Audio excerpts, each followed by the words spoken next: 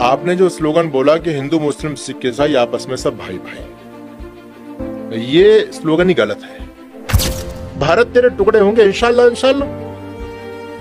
अगर ये विचारधारा बढ़ी तो क्या हम दूसरा और पाकिस्तान बनाएंगे क्या? जम्मू कश्मीर की घटना आप देख रहे हैं, मीडिया में चल रही है। अशोक स्तंभ को भी तोड़ दिया लोगों ने। क्या ये राष्ट्र प्रतीक नहीं है?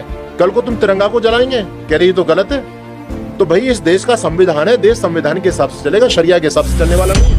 डॉक्टर अंबेडकर ने बिल्कुल स्पष्ट लिख दिया है कि मुसलमान जिस देश में रहेगा वहां कभी अमन चैन नहीं हो सकता। तो हिंदू राष्ट्र की बात करता हूँ। हिंदू राष्ट्र होगा तो इस हिंदू राष्ट्र में केवल हिंदू सुरक्षित नहीं है, हमारे हिंदू राष्ट्र में तो चींटी भी सुरक्षित है। हम तो कण कण में ईश्वर को मानते हैं। हिंदू राष्ट्र बनने पे भी मुसलमान तो यहीं रहेंगे ना। मानवता के नियम जिनको लागू नहीं है, जो शरिया चाहते हैं, तो उनका इलाज फिर योगी जी की दृष्टि से होना चाहिए। जो व्यक्ति जिस भाषा में समझे उसको उसमें समझाना चाहिए। आप देख रहे हैं ना, खुदाई जब चल रही है, पहले हमसे सबूत मांगते थे, अब सबूत जब मिलने लगे तो उनकी हालत खराब हो रही है। आपने भी जिक्र किया कि मंदिर तोड़े गए, ये जो मस्जिद तोड़ी जा रही है, क्योंकि आपका कहना है कि वहां पे मंदिर थे, मंदिर के सबूत भी मिल रहे हैं, ये जो मस्जिदें तोड़ी जा रही हैं और भी कई मस्जिदें ऐसी हैं जिनके खिलाफ आवाज उठ रही है, इसको आप कैसे देखते हैं? इसको कितना सही मानते हैं? ये तो पूर्णतः सत्य है और अब इसमें कुछ प्रमाण की आवश्यकता नहीं बची है। जहां जहां खुदाई हुई वहां सबूत मिल गए, शिवलिंग मिली है, हमारी मूर्तियां मिली है। अब आजकल की गंदी राजनीति ये भी बात करती है कि उन मस्जिदों को क्यों, उन्होंने मंदिर तोड़े, तुमने मस्जिद तोड़ दी, तो तुम्हें और उनमें फर्क क्या रह गया? तो मैं उन लोगों को बताना चाहता हूं कि आपके घर में कोई बदमाश व्यक्ति आके आपके घर में कब्जा कर ले, तो क्या अपने घर को आप उनको सुपुर्द कर दोगे? भैया चलो कोई बात नहीं, अब तो आपने कब्जा कर लिया, हम तो छोड़ के जा रहे हैं, ऐसा करेंगे क्या? तो हमें पौरुष है, हमारे एक सांस्कृतिक चिन्ह था, हमारी सांस्कृतिक गरिमाएं थी, वहां हमारे एक इतिहास जुड़ा हुआ है। उसके साथ यदि छेड़छाड़ हुई है तो हमारा कर्तव्य बनता है कि हम उसको, इतिहास को दोबारा से दोहरा करके उस जो कमी आ गई है उसको ठीक करें। जहां मंदिर था पहले वहां मंदिर ही तो होना चाहिए। हम कभी ऐसा नहीं करते कि भाई मस्जिद को तोड़ दो वहां मंदिर बना दो। भाई तुम्हारी मस्जिद है, रहे, हमको क्या फर्क पड़ता है? लेकिन जहां हमारा मंदिर है वहां तो कम से कम ऐसी ऊंची हरकत मत कीजिए, उन मंदिरों को तो मत तोड़िए, हमारी आस्था को तो आप आघात मत पहुंचाइए। नहीं, वो कहते हैं कि इतिहास में क्या हुआ, क्या उससे हमें क्या मतलब? आज के टाइम पे तो हमारी मस्जिद है, हमारी आस्था है, वहां से जुड़ी हुई है। इतिहास की गलती की सजा हमको क्यों? इतिहास की गलती की तो प्रिय, हमसे इतिहास का प्रूफ क्यों मांगते हैं? हमसे इतिहास का, राम को काल्पनिक बता रहे हैं, कह रहे राम का कोई प्रूफ नहीं है, और हमारे भगवानों को काल्पनिक बता दो, उनका कोई प्रूफ नहीं है। तो तुम्हारा प्रूफ कहां से है ये बताओ? जब तुम इतिहास को असत्य साबित कर रहे हो, इतिहास को झुटला रहे हो, तो तुम्हारे इतिहास को प्रामाणिक कैसे मान लें? आज से 1450 साल पहले धरती पर कोई मुसलमान नहीं था। आज से 1450 साल पर कोई धरती पर मुसलमान नहीं था। कौन लोग थे भाई? पहले भी तो कोई ऊपर से तो टपके नहीं है ना, हम ही लोग तो थे। हमारे भाइयों को डरा करके, बहका करके, कोई प्रलोभन दे करके, है ना, तलवार के बल पर उनको कन्वर्ट कर लिया उन लोगों ने। वो ऐसी परिस्थितियां थी, वो बेचारे दब गए और वो कन्वर्ट हो गए। आज उनके दिमाग में और नफरत का भाव बहुत दृढ़ कर दिया गया है कि नहीं, तुम तो इनसे अलग ही थे, तुम्हारा धर्म ये है, हिंदू तो बहुत खतरनाक है, ऐसा है वैसा है। तो उनको बरगलाने का काम किया जा रहा है, ब्रेन वॉश उनका किया जा रहा है। आज से 50 साल पहले जो मुसलमान था वो इतना कट्टर नहीं था, उसकी आस्था राम और कृष्ण से जुड़ी हुई थी। वो हमारे पर्व त्योहार मनाता था, दीपावली मनाता था, तीज मनाता था। लेकिन आज की मुसलमान की मेंटेलिटी आप जानते हैं अच्छी तरह से क्या स्थिति हो रही है।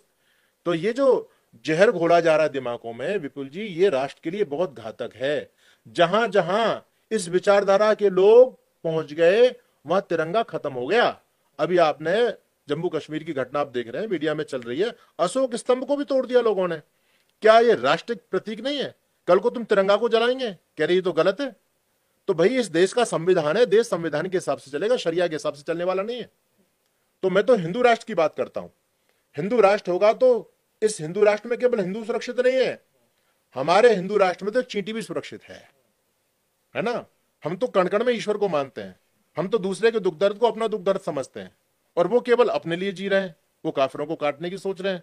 तो अब मैं आपसे पूछना चाहता हूं, मैं श्रोताओं से पूछना चाहता हूं, बताओ आप किस विचारधारा को सपोर्ट करेंगे? जो विचारधारा सबको साथ लेकर के चले, या जो विचारधारा केवल अपना हित चाह रही है, दूसरे को खत्म करना चाह रही है? तो सीधी सी बात है भाई, सर्वे भवन्तु सुखिनः, ये हमारी संस्कृति बोलती है। आपने महाराज जी बरगलाने की बात की। देश में धर्म की राजनीति चरम पर है, चाहे वो मुस्लिम नेता हो, चाहे कोई और नेता हो, हर कोई धर्म की राजनीति कर रहा है। ये धर्म की राजनीति चाहे जिस तरफ से भी हो रही हो, उसको आप कैसे देखते हैं? ये धर्म की राजनीति नहीं है, अधर्म की राजनीति है। धर्म को तो ये लोग जानते नहीं है धर्म क्या चीज है। बिना धर्म के राजनीति हो ही नहीं सकती, और जब से राजनीति से धर्म गायब हो गया तभी तो सारी समस्याएं खड़ी हो गई। भाई धर्म की राजनीति की थी भगवान श्री राम ने। आज भी हम राम राज्य का उदाहरण देते हैं कि राम जैसा कोई राजा नहीं हुआ और राम जैसा कोई राज्य नहीं था। क्या राम जी ने अपना राज्य अधर्म पूर्वक चलाया था? धर्म पूर्वक नहीं चलाया था। उसमें तो हर व्यक्ति सुखी था। यह था धर्म की राजनीति। जब से हमने राजनीति के अंदर से धर्म को जुदा कर दिया तब से नफरत बढ़ने लग गई, स्वार्थ बढ़ने लग गया। धर्म का मतलब है सत्य।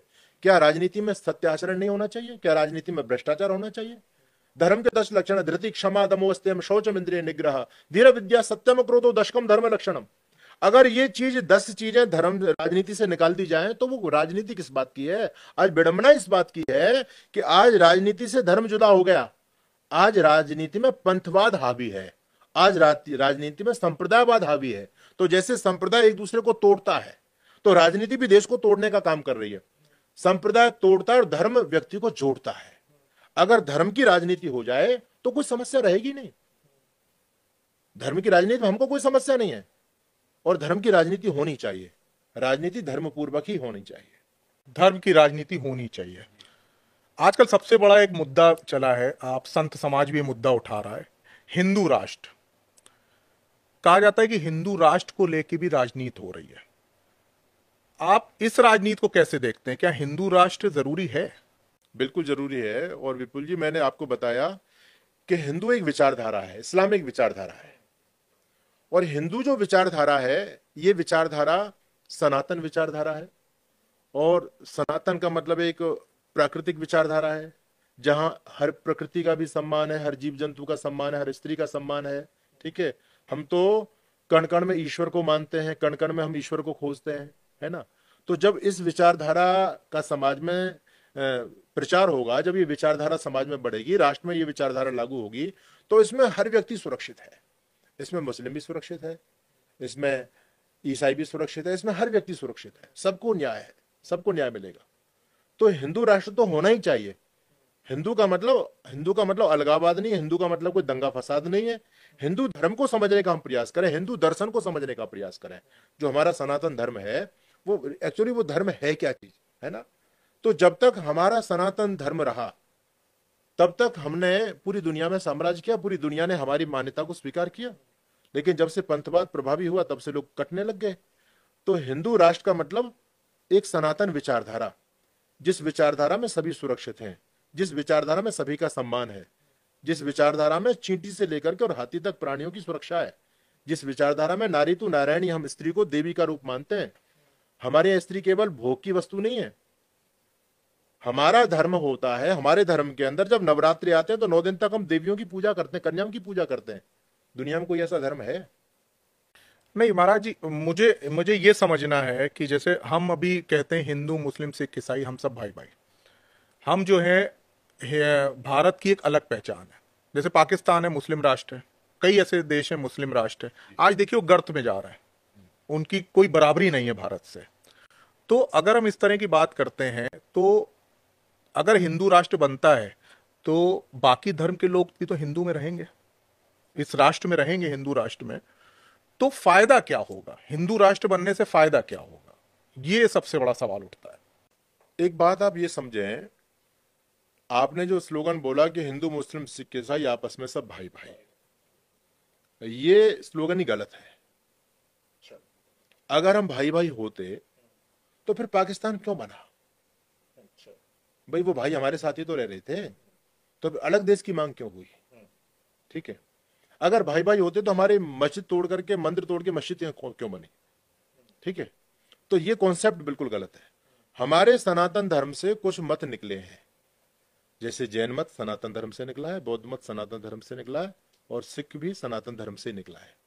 बाकी जो 2 मत हैं, ये ईसाइयत और इस्लाम, ये सनातन धर्म से नहीं है, ये विदेश से आया हुआ है और इनकी विचारधारा अत्यंत घातक है। ये कभी भी साथ नहीं रह सकते। मैं अपनी बात नहीं कहता, मैं doctor Ambedkar, B R Ambedkar की बात करता हूं। डॉक्टर अंबेडकर ने बिल्कुल स्पष्ट लिख दिया है कि मुसलमान जिस देश में रहेगा वहां कभी अमन चैन नहीं हो सकता। डॉक्टर अंबेडकर कहते हैं कि मुसलमान कभी राष्ट्रभक्त नहीं हो सकता। मुसलमान का स्वभाव नहीं है कि वो सबके साथ प्यार से रह सके। ये हिंदू राष्ट्र बनने पे भी मुसलमान तो यहीं रहेंगे ना। मुसलमान रहेंगे ना, लेकिन फिर अगर कोई मानवता के नियम जिनको लागू नहीं है, जो शरिया चाहते हैं, तो उनका इलाज फिर योगी जी की दृष्टि से होना चाहिए। जो व्यक्ति जिस भाषा में समझे उसको उसमें समझाना चाहिए। देखो, इंसान चलता है झंडे से और पशु चलता है डंडे से। झंडे का मतलब संकेत, समझदारों के लिए नियम कानून होते हैं, और जो समझदार नहीं है तो फिर तो वो डंडे से पेश आता है। उत्तर प्रदेश की हालात क्या थे और योगी जी के आने के बाद क्या हालात हुए हैं आप जानते हैं। तो ये तो महर्षि मनु का सिद्धांत है। मनुस्मृति कहती है दंडा शास्त्री प्रजा सर्वा, दंड शासन करता है। तो आप महाराज जी क्या लॉ एंड ऑर्डर पे विश्वास नहीं करते क्या? मतलब लॉ एंड ऑर्डर आज भी है, आज भी हम उनको, आज भी जो गलत करता है उनको हम सजा देते हैं। हिंदू राष्ट्र बनने पे ही कुछ अलग होगा, तो ये कैसे संभव है? बिल्कुल, मैं बताऊं आपको, अभी जोधपुर के अंदर, उदयपुर के अंदर कन्हैया कुमार की हत्या हुई। हत्यारों का वीडियो भी बनाया हुआ है प्रमाण के रूप में, ठीक है, और पहचानने वाले लोग भी हैं कि हाँ इन्होंने ही मारा। कन्हैया कुमार का बेटा खुद कह रहा है कि यही हत्यारे है, इन्होंने मेरे पिता को मारा है, और वीडियो भी है। फिर कहां चला गया लॉ एंड ऑर्डर? उनकी सजा क्यों नहीं हो रही है? हिंदू राष्ट्र बनने में ऐसा नहीं होगा। कैसे हो जाएगा? नहीं, मुस्लिम तो मुस्लिम ही रहेंगे, वो अपनी विचारधारा में ही रहेंगे। दंड है ना, दंड है। उनके लिए कठोरता से दंड व्यवस्था लागू की जाए, जो महर्षि मनु की दंड व्यवस्था थी।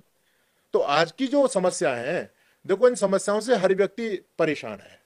सच्चाई ये है कि न्याय की स्थिति आज क्या हो रही है आप अच्छी तरह से जानते हैं। नहीं, तो आप कड़े कानून की मांग करिए, हिंदू राष्ट्र की मांग क्यों? हिंदू है तो मानवता सुरक्षित है। हम ही ये बात करते हैं कि सबका कल्याण हो। वहां कोई पक्षपात वाली बात नहीं है, हिंदुओं में कोई पक्षपात वाली बात नहीं है। दूसरी यहाँ पक्षपात है। अगर दूसरी विचारधारा हावी होती है तो वो हिंदू को तो मारेगी, काफिर को तो मारेगी, उनका तो धर्म ग्रंथ ये कहता है। लेकिन हमारी विचारधारा लागू होती है तो हम तो उनको साथ लेकर के चलने के लिए तैयार हैं। हम पहले लेकर के नहीं चले क्या? पाकिस्तान की मांग हमने की या उन्होंने की? भारत पाकिस्तान के विभाजन की मांग किसने की? उन लोगों ने की, हमने तो नहीं की ना। तो हम तो अभी भी उनको पचा सकते हैं, हमें कोई दिक्कत नहीं है। हमारा डाइजेशन सिस्टम बहुत ताकतवर है, हमें कोई दिक्कत नहीं है। दिक्कत उन लोगों को, वो हमारे साथ में नहीं रहना चाहते। तो जब हिंदू विचारधारा, मतलब जब एक समष्टि की विचारधारा जब लागू होगी, सनातन की विचारधारा लागू होगी, उनका भी सम्मान है। हम भेदभाव नहीं करते, हम उनकी मस्जिद नहीं तोड़ने वाले हैं, ठीक है, हम उनके साथ कोई अत्याचार नहीं करने वाले हैं। अगर वो गड़बड़ करते हैं तो उसके लिए फिर दंड व्यवस्था है।